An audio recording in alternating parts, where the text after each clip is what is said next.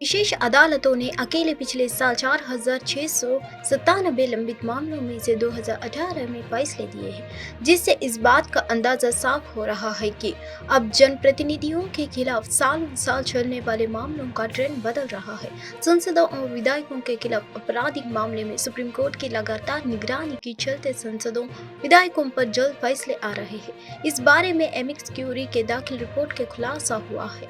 विशेष अदालतों ने अकेले पिछले साल 4,697 लंबित मामलों में से 2018 में फैसले दिए हैं, जिससे इस बात का अंदाजा साफ हो रहा है कि अब जनप्रतिनिधियों को खिलाफ सालों साल चलने वाले मामलों का ट्रेंड बदल रहा है। सुप्रीम कोर्ट ने 2013 में आरपी एक्ट के धारा 8 से लेकर 4 को रद्द कर दिया था, जिसमें दोषी संसद विधायकों को जिन्हें 2 साल से अधिक की सजा सुनाई गई है, सदन में अपनी सीट बरकरार रखने की अनुमति दी गई थी अगर वे सजा के 90 दिनों के भीतर उच्च मंच पर सजा के खिलाफ अपील दायर करते थे।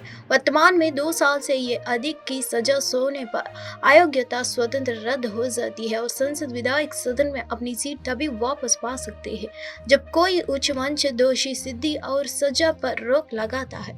पूर्व और वर्तमान सांसदों और विधायकों के खिलाफ लंबित मामलों पर वकील स्नेहा कलिता के सहायता से डाटा संकलित करते हुए एमिकस क्यूरी और वरिष्ठ वकील विजय हंसरिया ने अपनी 20वीं रिपोर्ट में सुप्रीम कोर्ट को बताया है कि लोकसभा चुनाव 2024 के लिए चरण 1 और चरण 2 2,810 उम्मीदवारों से लेकर 501 उम्मीदवार के खिलाफ आपराधिक मामले हैं, जिनमें से 327 गंभीर प्रकृति के हैं।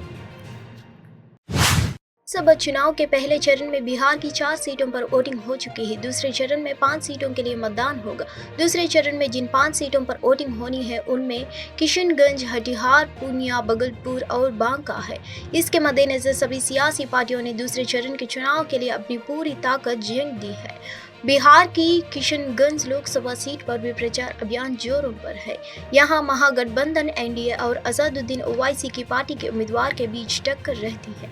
इस बीच चुनाव प्रचार के लिए एआईएमआईएम के चीफ असादुद्दीन ओवैसी रविवार को मुस्लिम बहुल आबादी वाले किशनगंज पहुंचे, जहां जिले के अलग अलग प्रखंडों में अख्तरुल ईमान के समर्थन में जनसभा किया।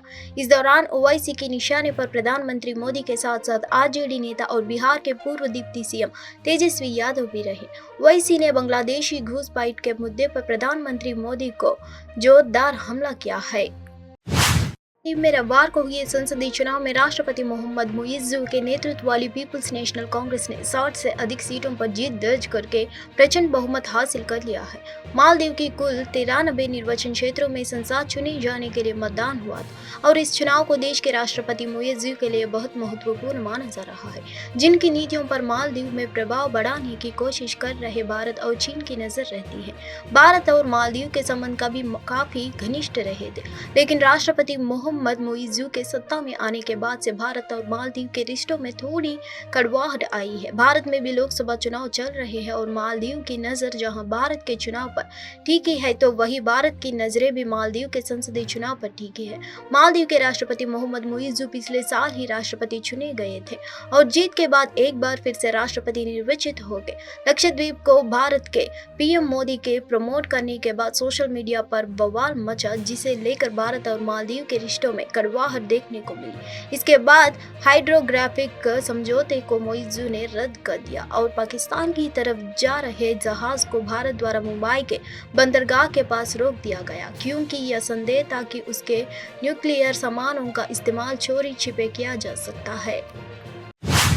इस दौरे के दौरान रईसी पाकिस्तान प्रधानमंत्री शहबाज शरीफ, राष्ट्रपति आसिफ अली जरदारी और सेना प्रमुख जनरल आसिफ मुनीर से मिलेंगे। ईरानी राष्ट्रपति पाकिस्तान का दौरा ऐसे समय में कर रहे हैं जब ईरान इजराइल टकराव चरम पर है।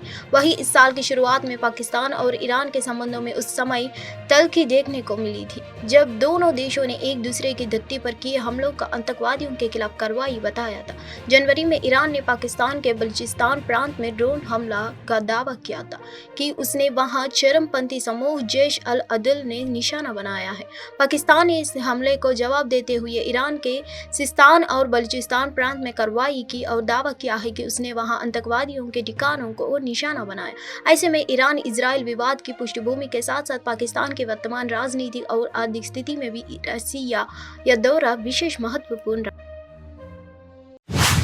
पहाड़ों पर भारी बारिश और बर्फबारी का दौर जारी है, तो वहीं मैदानी इलाकों में कहीं तापती गर्मी को कहीं हीट वेव से लोग परेशान चल रहे हैं। इस बीच दिल्ली में भी गर्मी का दौर एक बार फिर शुरू हो चुका है।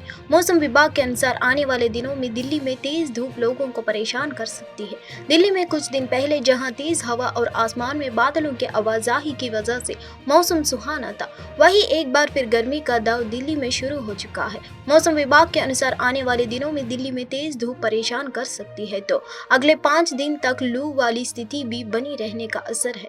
इस बीच सोमवार को कहीं कहीं बूंदाबांदी भी हो सकती है। वहीं दिल्ली के अलावा उड़ीसा, छत्तीसगढ़ और बिहार के कुछ हिस्सों में लू की स्थिति बनी हुई है। मौसम विभाग ने बताया कि 22 अप्रैल को पश्चिम बंगाल के अलग अलग हिस्सों में गंभीर हीट वेव चल सकती है। इसके अलावा बिहार, झारखंड और उड़ीसा के अलग हिस्सों में हीट वेव और उष्णलहर की स्थिति होने की संभावना है। दिल्ली में बदलते मौसम के मिजाज में बीच एक बार फिर गर्मी का दौर शुरू हो सकता है। मौसम विभाग का पूर्वानुमान है कि सोमवार को भी आंशिक तौर पर बादल छाए रहेंगे। 25 से 36 किमी प्रांत घंटे की रफ्तार वाली तेज हवा चलेगी। कहीं कहीं बूंदाबांदी भी होने के असर है।